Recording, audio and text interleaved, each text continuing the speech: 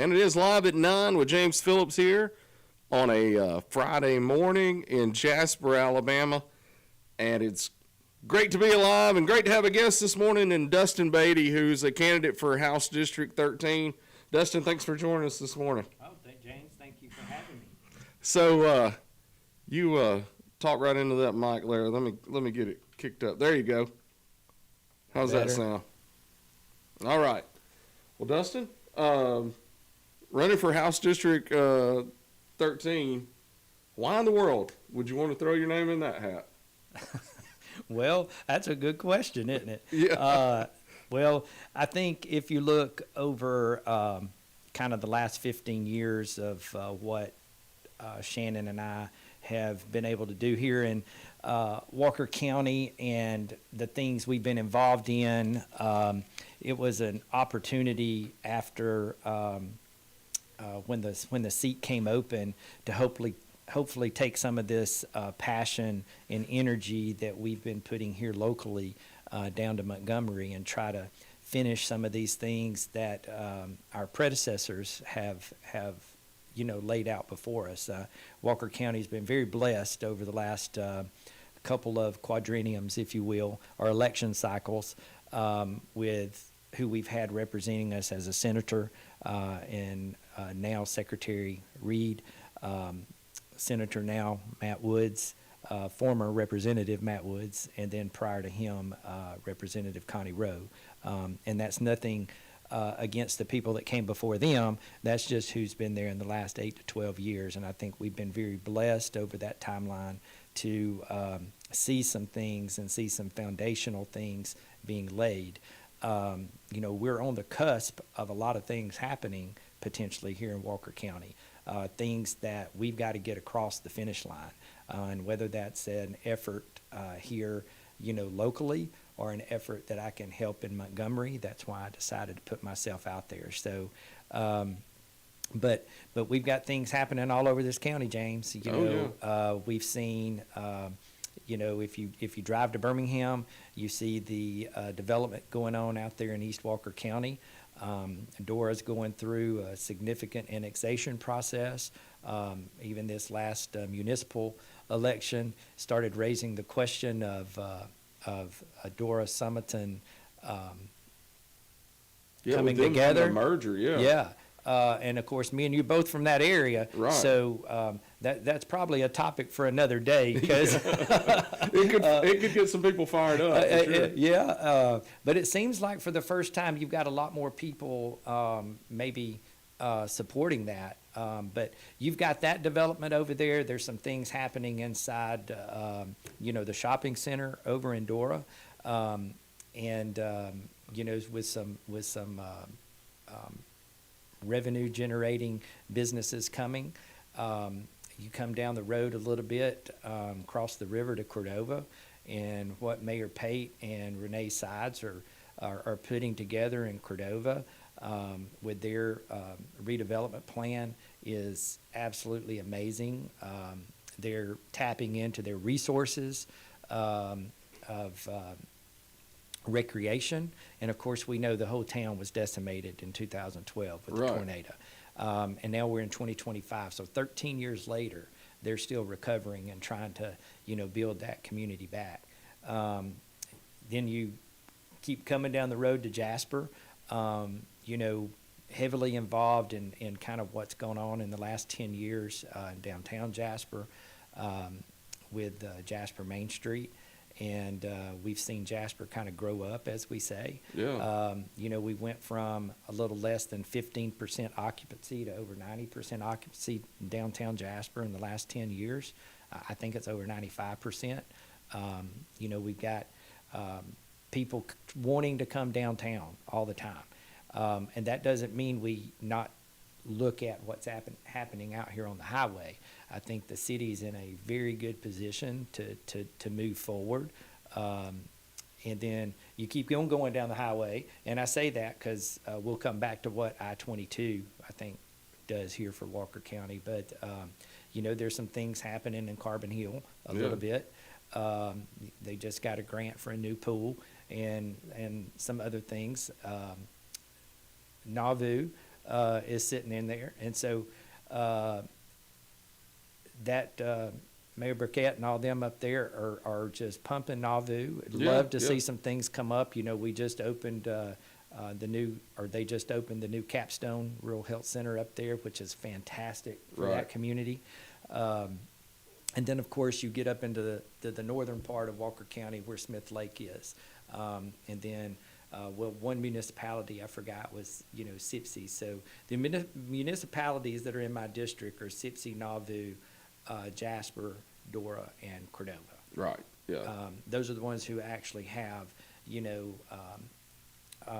some sort of government. Yeah, some sort of government. Yeah. The rest of them were spread out through communities, from Piney Woods to Boldo to Nauvoo, Manchester, Saragossa, Thatch, all over. So Curry.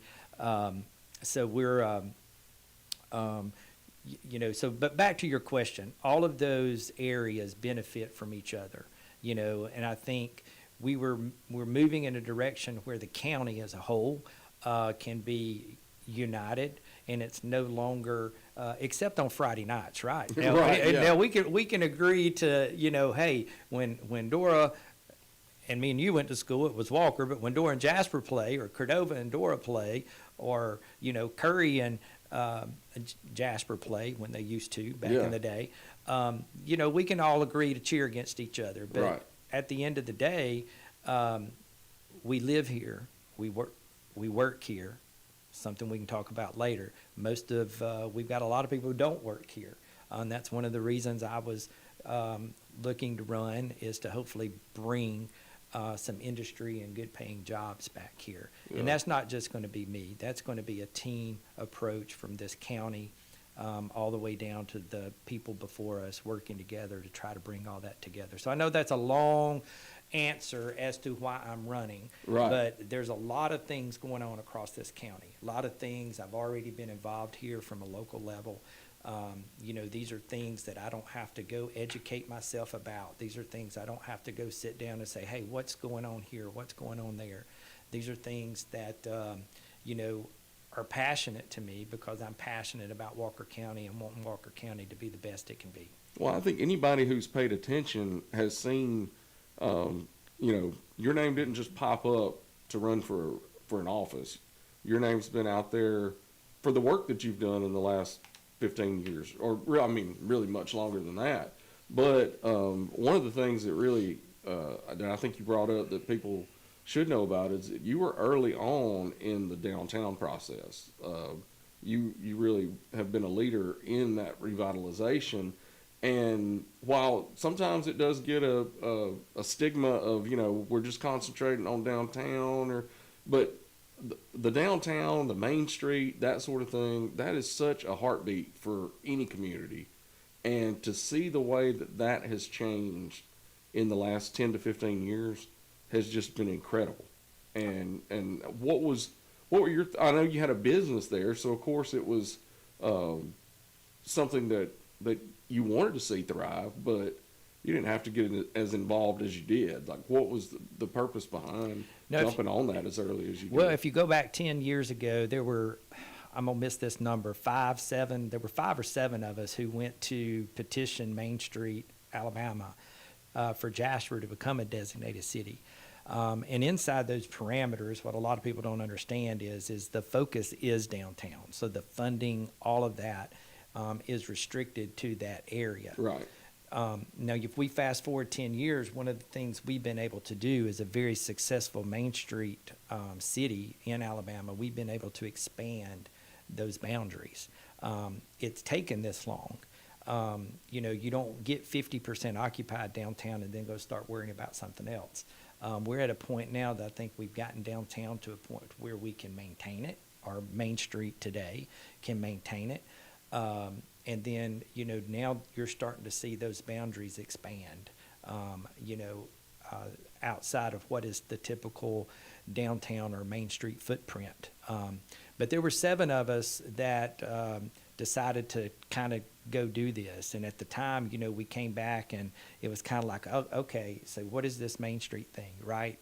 I don't think we'd had a whole lot of, we didn't necessarily have pushback from the city, but we didn't have a lot of buy-in in the beginning either. Right. And of course, from a private equity standpoint, everybody's scratching their head saying, okay, what's this new entity? What's going on?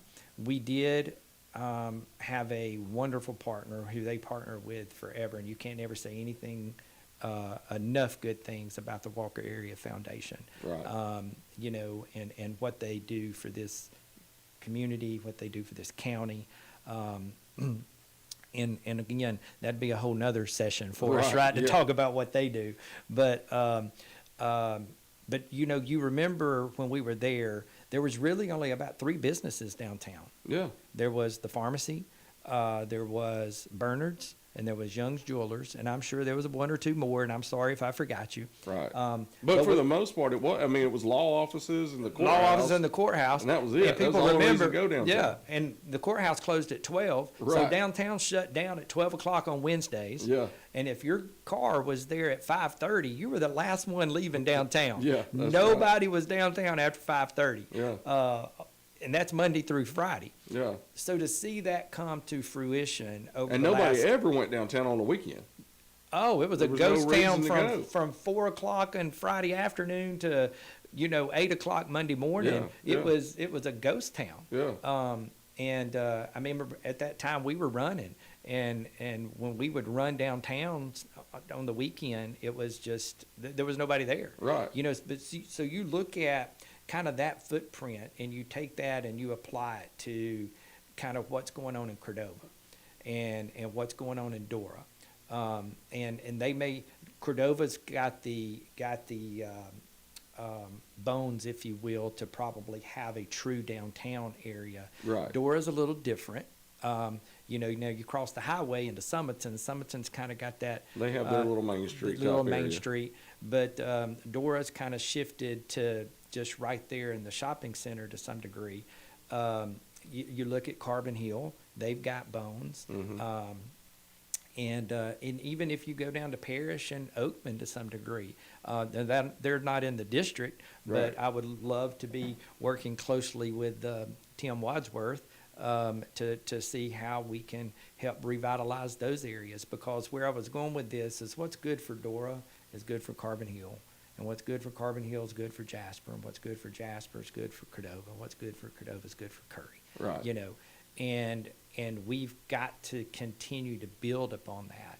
And I don't know that that's been something we've looked at over the last at least 15 years ago. I think the last 5 or 10 years there's been a lot of that ideology of trying to say, hey, we're Walker County. Yeah. It's not just one area, Right. And we're all going to benefit from that. Well, I know in the last several years, a lot of the mayors, they get together a certain amount of time, I think it's monthly, they do a little meeting. And Yes. And so it's good to see that. And the representatives have always done a good job of being there along with them and finding out what they can do to help. And there is much more of a kind of team approach Yes. than what we've seen in the past in Walker County. That's right. One thing you had talked about the two folks who have been in the seat before the seat that you're trying to get was Connie Rowe and Matt Woods, and both of those in their time as representatives, they have done a tremendous job of going to Montgomery, getting in some pretty good leadership positions even, and making sure that things came back to Walker County. That's right. And I think that's probably the key for any representative or any senator that's representing us. We want that. We want things to come back here. Yes. And that seems like your approach to it as well. Oh, it's absolutely my approach. And I think going back to your initial question, why were you running? Given the fact that we've talked about the involvement that I've been in, it's not just been here. I've also been involved in Montgomery, involved at the pharmacy level, been involved at the Alabama retail level. I've been serving now in the Alabama Retail Association for the past 8 years. So I'm not a stranger to Montgomery. I've been able to build relationships down there already. I felt like I had an opportunity to continue those relationships, and kind of follow in the footsteps of what Matt and Connie, and again, former Senator Reed, current Secretary Reed, had laid out. Because we have been fortunate to go down there, and it's not necessarily a given that you're going to go down and get appointed to certain committees or be involved in certain areas, but I felt like this was a good opportunity to be able to take what contacts I have and potentially follow in those footsteps. Right. Well, and some of your experience in Montgomery, I know I've covered stories in the past on like independent pharmacies and the struggles that they've been going through. I know you've worked closely with getting some legislation to help them out. Mm-hmm. So you've been on that side of things, and then also as far as like business jobs, you've done a lot here locally to bring in businesses and have jobs, and even project going on downtown now is more business and more jobs coming to downtown Jasper. Yeah, we've been blessed in that regard. Lavish was born out of the pharmacy a little bit, and to watch it have grown to what it's grown into. The current development was kind of a connection through Lavish, because we have the store in Coleman, and when Tzatziki's was being built in Coleman, we got to get introduced to the owners and things like that, and then we started having conversations about Jasper, and we had the opportunity to kind of look at that corner down there and do some things. So that just continued to kind of build, and we finally kind of agreed. And so we're excited that Tzatziki's is coming. I know everybody's been like, when? Well, I was about to ask you, because there's nobody more excited than Tzatziki's coming to Jasper than James Phillips. Well, we had when we started building, I think it's that Murphy's Law or whatever it is, we started building. As soon as we broke ground, it rained 56 days out of 63. Right, yeah. So that's not good for construction. But right now we're being told that hopefully we can be open before Christmas. And if not, that could push on into the first of the year. So maybe if it does get pushed, we're going to start 2026 out with a bang. Right. And, be excited. But when you look at it, I mean, man, we're almost into October already. So, 3 more months is not really too far down the calendar. No, not at all. No, but you're right. When you look at jobs here, that's something that we've looked at. But I think where we are with Walker County, and going back to what we were talking about, we're in such a good position. We've got I-22 coming through here. We've known it was coming. It's been here now for 10 years, and we're still kind of waiting on the boom, right? And a lot of people don't realize that we're also, from an industry standpoint, serviced by 3 railroads here, in Walker County. So you've got a major interstate that connects Birmingham to Memphis. From Birmingham to Memphis, you can get to anywhere else in the country. And of course, because when you get to Birmingham, you can go south, you can go north to Nashville, we're really strategically positioned there. You've got the railroads that a lot of people don't know that we've got. You look at the resources that we have, and you look at kind of what's happened at our major urban center, which is Birmingham. Everything's kind of already grown south and, southeast and east. Right. And to some degree has grown north. There's almost a connection from Birmingham to Coleman right now. Right. And then. Well, and everybody talks about Coleman and how they may be more advanced than Jasper is, but you got to think they've had an interstate for 50 years or longer. Or 75. Yeah, 75 years. So. Well, I think the thing is, when you talk about Coleman, is this. We all want to look at and see what Coleman's got, but we've got to focus on being the best Walker County we can be. Right? Yeah. If we can be the best Walker County we can be, and we can start putting things together, there are going to be some things that we do that Coleman's going to take notice and be like, oh, I want to be like Jasper. Right. or I want to be like Walker County. Right. And I think that's where we get blindsided sometimes, is we're chasing somebody that's 75 years ahead of us. Right. You know, and we've got to put those things in place. But when you look at, you can't just go down. I've been asked this all the time. Well, Dustin, how are you going to bring jobs here? Right. Well, Walker County can sell itself, but we got to get ready for it. Right. And you say, well, what does that mean? Well, we've got infrastructure issues that we have to put in place. Can't just go build a building if we can't service it and get water to it, or we can't get sewer to it, you know, or it's not there. And we're fighting amongst ourselves on who's going to do it and how it's going to be done. You know, one of the largest, you know, employers right now in the county, which is Marjack, you know, is growing exponentially. We're having to figure out how to service them from a water standpoint. Right. So when we talk about growth, there's things that come with growth, right? And you have to be prepared for it from a sewer standpoint. You have to be prepared for it from a water standpoint. And then you look at it from a municipal or county service standpoint. I mean, we're already having kind of an issue right now with what's going to happen with our trash, right?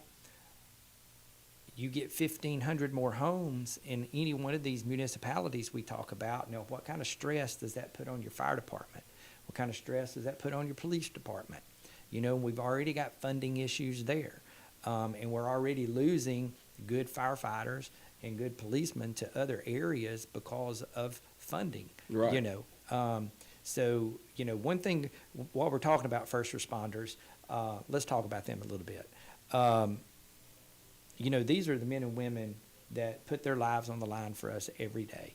They're the ones running towards a problem when everybody else is running from it, you know, and I think we've got to have somebody who is, and everybody is going to stand around and be, oh, let's, you know, we're grateful, but we've got to start, we've got to also apply gratitude with action. Right. You know, Walker County has 2 funded fire departments. That's Jasper and Summerton. The rest of our fire departments are volunteer. Right. So unless they write a grant, they're getting zero funding. Zero funding. It takes over $15,000 to $20,000 to outfit one firefighter. So if you take a 20-person volunteer fire department, and you need to outfit them correctly. Now, this isn't one time, but let's say you were to do it at one time, right? You're talking about $400,000 to outfit the fire department. I guarantee you half of our fire trucks in this county need service, or not necessarily service, but replaced. I was going to say, half of them probably need to be replaced. Or something like that. Yeah. Well, you're talking a minimum of $250,000 to replace a fire truck. And if it's a ladder truck, you're closer to $500,000. Yeah. Now, you tell me what volunteer fire department can budget for that kind of money. Right. Oh, And especially because they're still out.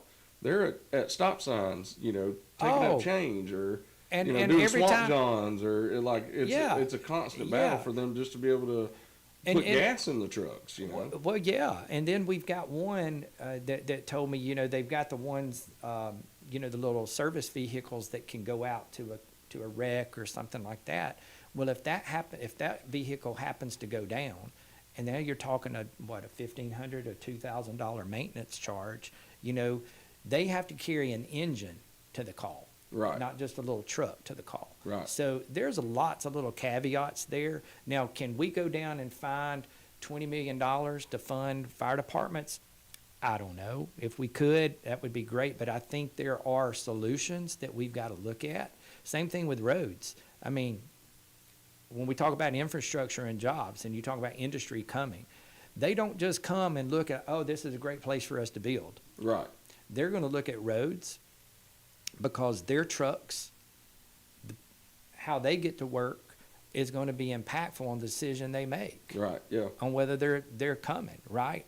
On top of all of the other issues, the other things. How about regulations? How about what it costs to build? What kind of incentives? Are we going to be a friendly county for industry and stuff to come to? You know, all of those things play into it. The other thing that plays into is education. You know, we are very blessed, unbeknownst to some, right? But we are very blessed with two fantastic school systems here in Walker County. Jasper City and Walker County Schools, Dr. Ann Jackson and Dennis Willingham do a great job at this point in time. And we have seen, you know, our school systems really improve over the last, you know, couple of years. Well, and one thing, too, is we've seen our school systems really start working together, too, for the first time, maybe in history. Yes. You know, and I think that's a testament to the leadership we have in there right now. Yeah. But I think it's also a testament to this, everybody looking at what can be best for Walker County.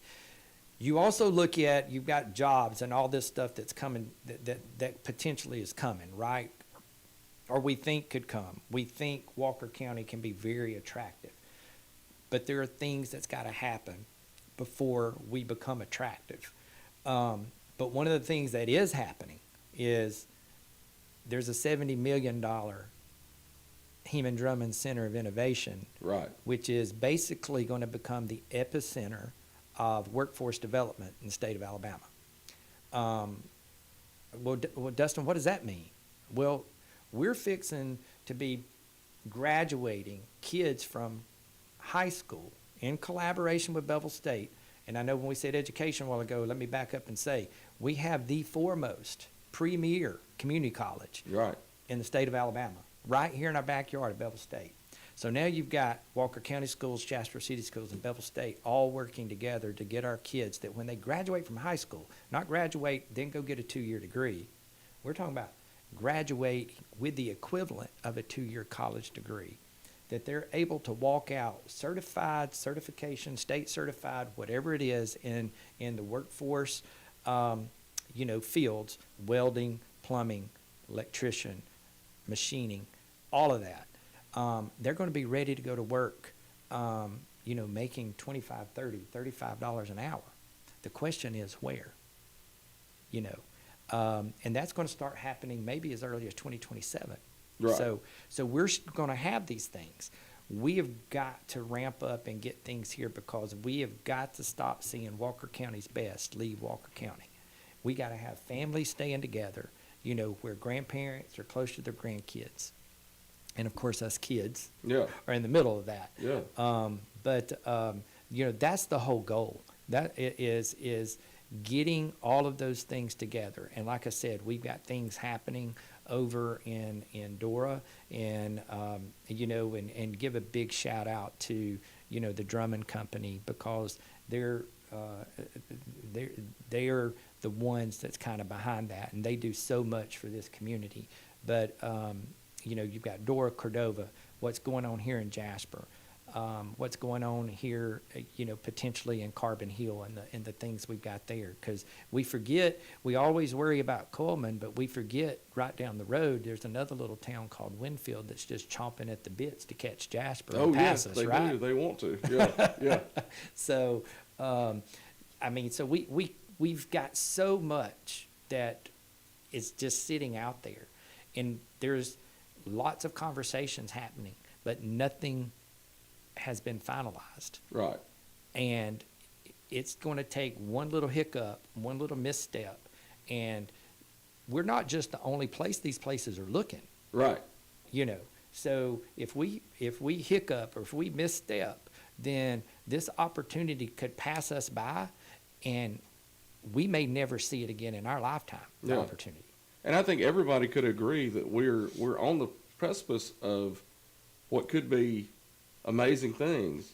But when you're on that precipice, it also means you could fall off. You real could quick. go the wrong way. Real quick. Now, what makes you the person that needs to be the choice to help push that in the right direction? Well, I think I'm the only candidate who's already been having those conversations. You know, I've had them personally in our businesses.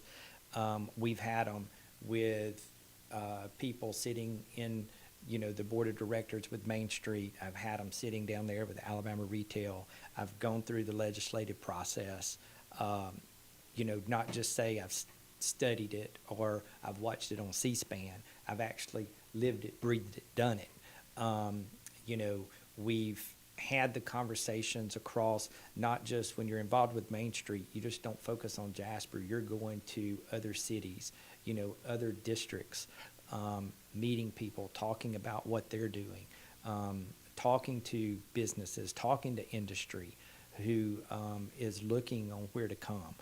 Again, those are conversations I've been having for the last 5 or 10 years, behind the scenes. I just didn't show up 3 months ago to ask for votes, Right. Been doing this, like I said, for the past 5 or 10 years. I think that's what puts me in a much better position to go down there and continue, I think, the momentum we've got right now. I'm excited about that. Now, one thing that I do want to bring up is just your personal story, which has gotten a lot of play in the media. What would you want to tell us about your personal story and your, for lack of a better word, your redemption story?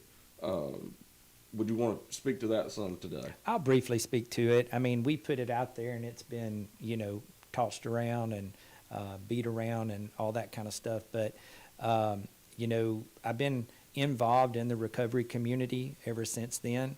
And it is simply that. It's a redemption story that it was founded on love, forgiveness, and grace.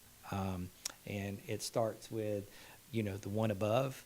There was only one perfect person that walked this earth, and we know what happened to him. Right. Right? Yeah.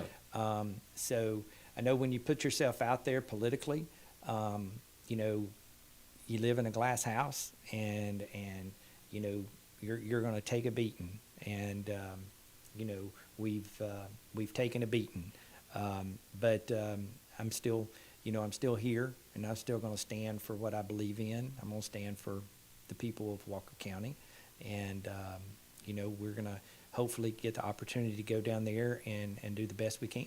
Yeah. Yeah. Anything about your story that you put out that you would want to add that maybe not out there? I don't think so at this time. I mean, I've put my phone number out there. Well, and I put my phone number out there more than any politician has ever put their phone number out there. Yeah. And I'll give it to you right now. I was gonna say, give it out It's over there. 205-522-9583. I'm willing to talk to anybody who wants to call me and wants to talk about, recovery and redemption, or anybody wants to talk about improving Walker County. I don't want to talk about somebody who has an agenda. Right.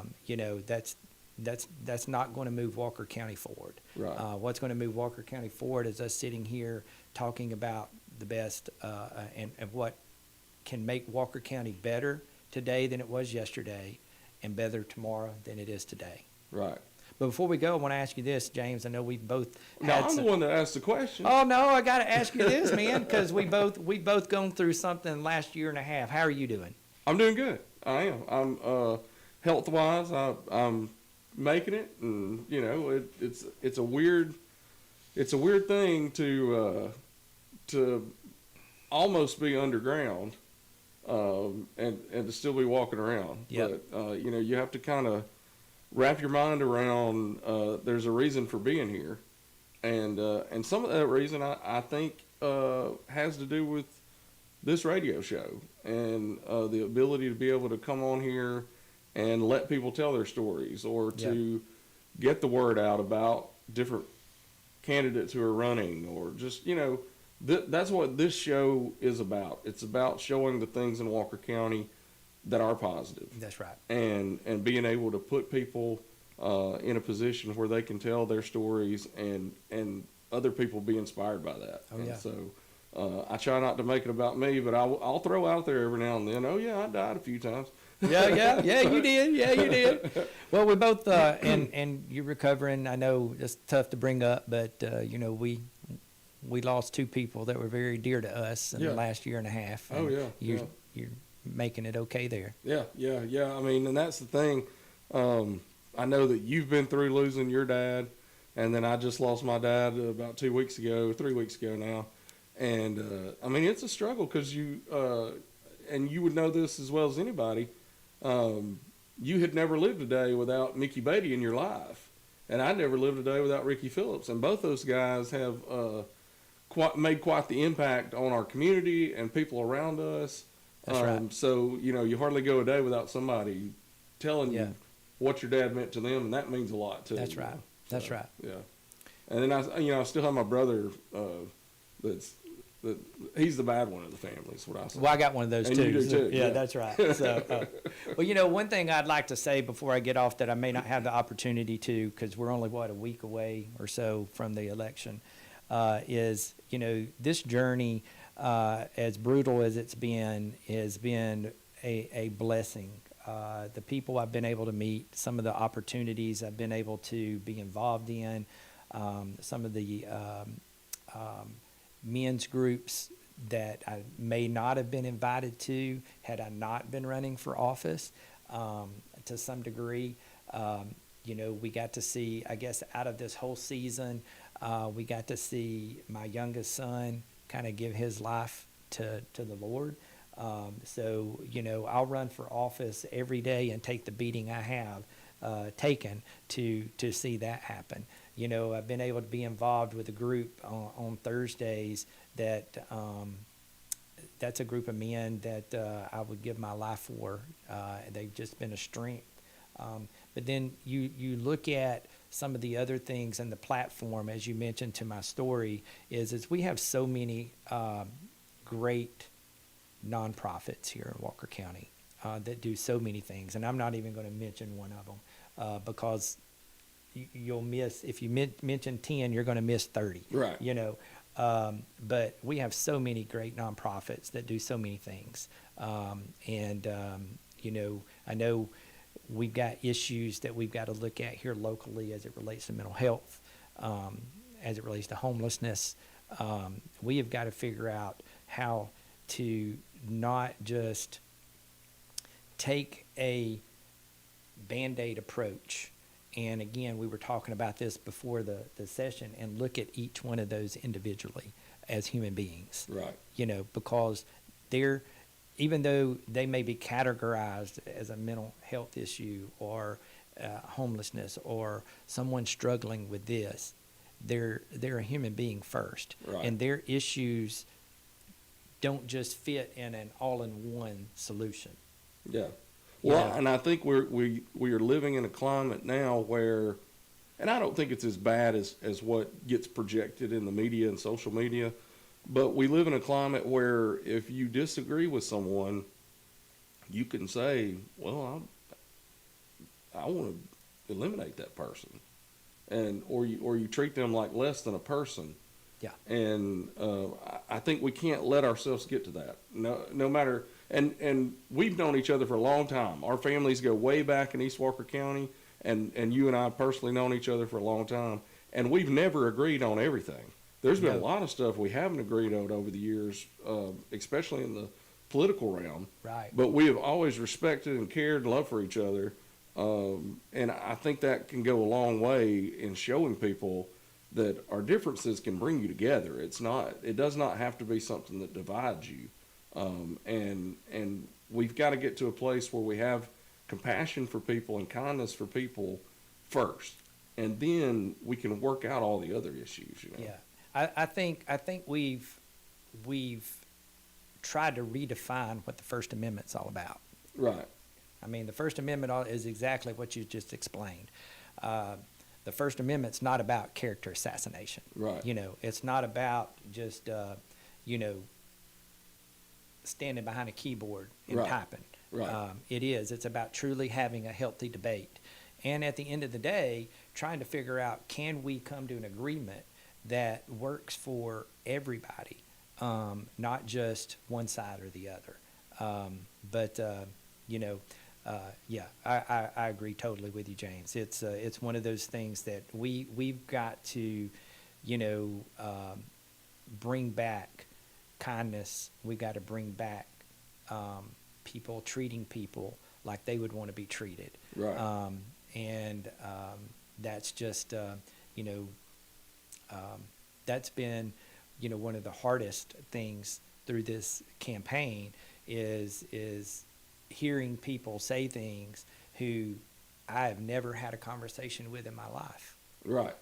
I just gave you my phone number. Would love to have one with you. Right. That's the hardest part of doing something, like this. Yeah. Oh, yeah. Yeah. Well, Dustin, I appreciate you coming by. We're right at the end of time now, and I appreciate everybody this week listening. It's been a great week on Live at 9, and next week we've got guests already lined up, and should be here all week. Don't forget, this evening we've got football on WJLX. It's going to be the Jasper Vikings hosting Athens. It's going to be a big region game, and then also on 88.5, Zach and Brian will have the call on Curry hosting Hamilton. So it's going to be two great games. You guys definitely need to check those out this evening. Again, Dustin, thank you. Anything else you want to say just to have people go to the polls? Just go to the polls. That's going to be September 30th. James, thank you so much. Always praying for you and your family. Just appreciate you letting me be here today. Thank you, man. I appreciate that. And for everybody here at the station, thank you for listening to WJLX. Until next time, be kind and love, and we'll see you on Live at 9 with James Phillips.